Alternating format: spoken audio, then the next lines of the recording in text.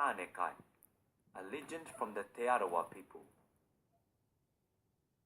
Hinemoa was a young woman who lived with her family at Ofata, on the shores of Lake Rotorua. All the young men in the area had heard about her beauty and wanted to meet her. One of these men was Tutanekai, a brave warrior who lived on Mokoia Island with his family. Mokoia Island is in the middle of Lake Rotorua. One day, there was an important hui at Ofata.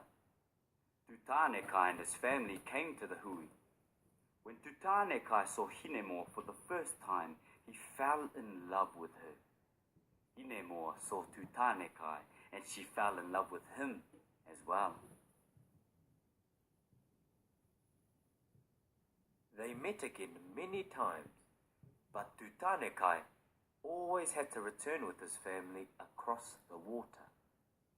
Hinemoa and Tutanekai wanted to be together, but Hinemoa's father, Umukaria, would not agree. He was an important chief, and he wanted to choose a husband for his daughter. At last, they worked out a way to be together.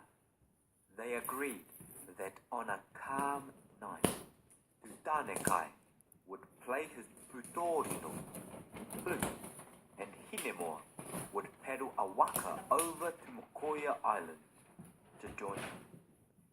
Hinemoa's father thought she might try to do this, so every night he made his men drag the waka up the beach, away from the water's edge. He knew Hinemoa couldn't launch the waka by herself.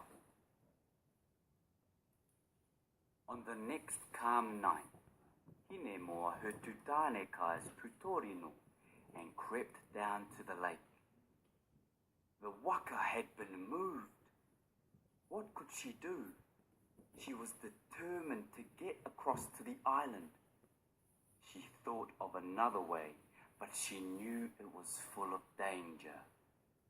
She tied 6 hui, water containers, to her body to help her float. In the darkness, she went into the lake and began swimming to Mokoia Island. Hinemoa was a strong swimmer, but she was soon tired. The sound of the putorino calling to her gave her strength to carry on.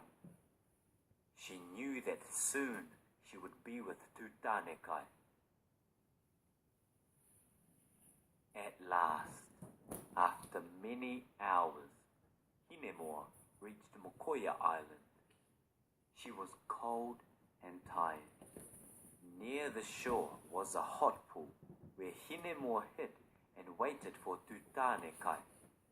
Tutanekai had given up hope that she was coming to meet him. He didn't know she had to swim over.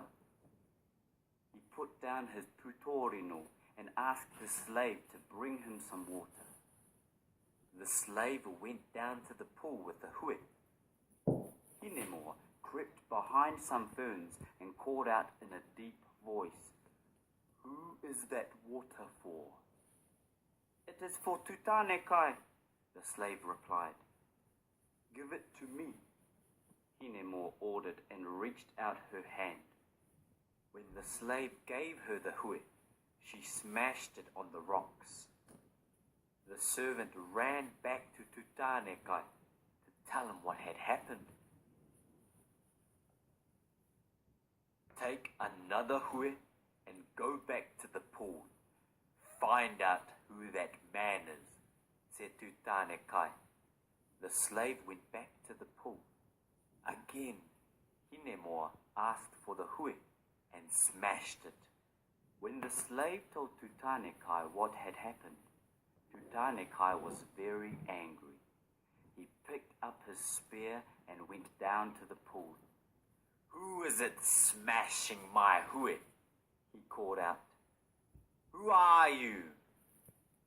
"It is me, Hinemoa," she whispered, coming out from the ferns.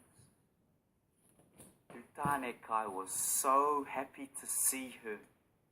He put his feather cloak around her and took her to meet his family.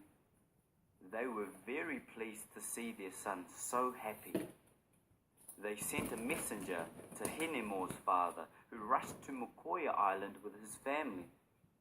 When he saw that Hinemoa and Tutanekai really did love each other, he gave them his blessing too. They lived happily on Mokoia Island for many more years.